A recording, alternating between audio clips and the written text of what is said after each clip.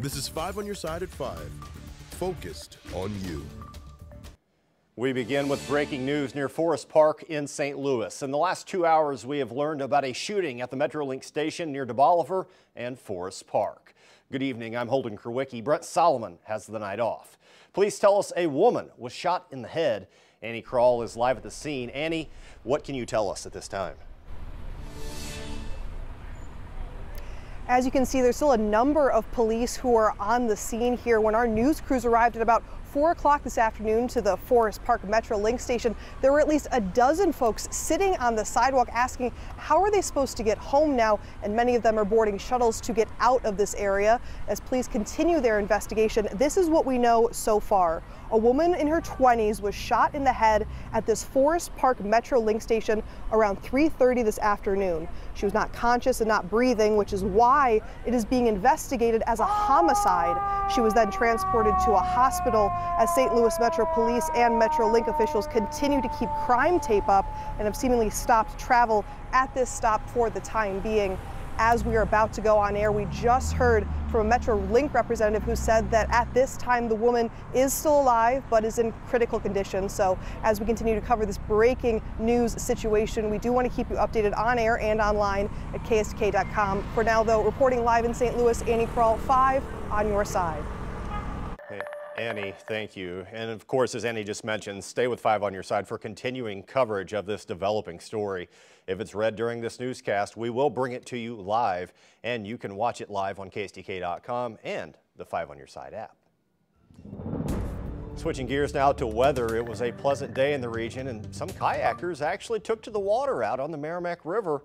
The water was a bit higher than usual in the state park after Sullivan saw multiple severe storms earlier this week. Overall, though, it's a beautiful day on both sides of the bi-state, days after our area saw strong storms.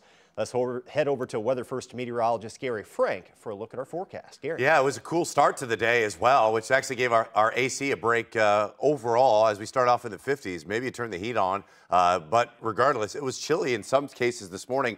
But overall, it's still pretty nice. And as you look at Forest Park, things have warmed up pretty quickly as a result. So fully sunny. I mean, we do not see a cloud in the sky with our visible satellite. Even as we zoom in just a little bit, there's not a cloud in the sky. That is very helpful, especially as we look outside. It's pleasant, 78 degrees, a northwest breeze at 10 miles an hour, dry air that's settling in. And the rest of the evening, expect temperatures to fall a couple of degrees, but not much. I mean, it's going to be really nice.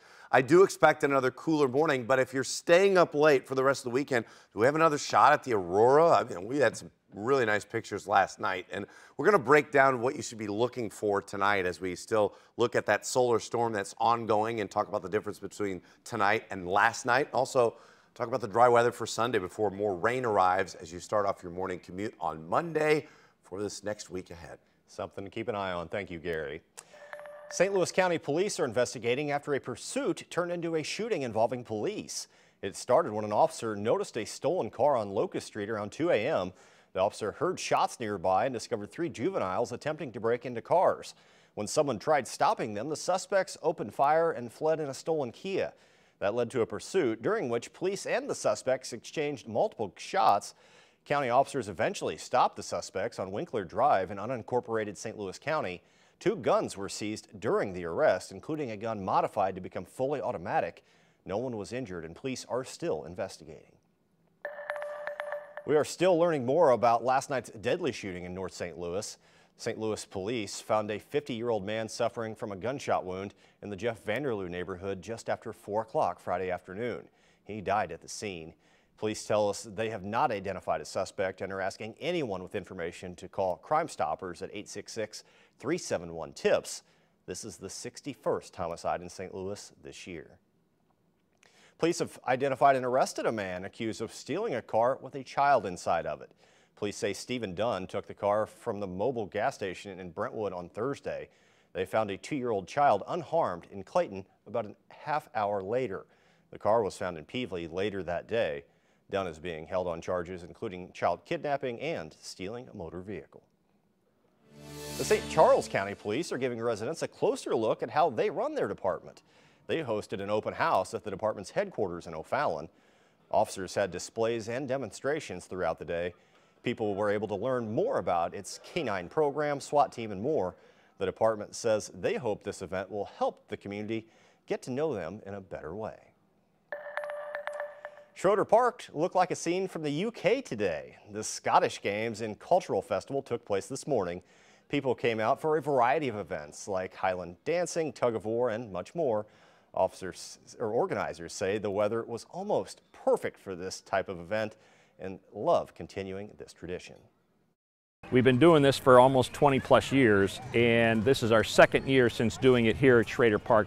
And I'll tell you what, we've got everything that anybody could want coming to here. You can spend a day in Scotland while living in St. Louis. The games have previously been hosted in Forest Park, but they say they loved being out in Manchester the last 2 years. Right now, the Lohmeyer Annual Art Fair is underway. The 3-day fair is selling one-of-a-kind artwork for hundreds of artists. It serves as Lohmeyer's largest fundraiser, and it comes just a month after a decrease in funding was announced for the park. In April, our partners at the Business Journal reported that the park laid off 7 staff members because of a decrease in funding and an increase in expenses. The fair continues until 8 o'clock tonight and runs from 10 a.m. until 5 p.m. tomorrow. The prosecution in Trump's hush money trial tees up a key witness. Will his credibility pose an issue? We dig deeper next. Northern Lights in our own backyards. We'll take a look at this unique atmospheric event in Time Out when you can see it again.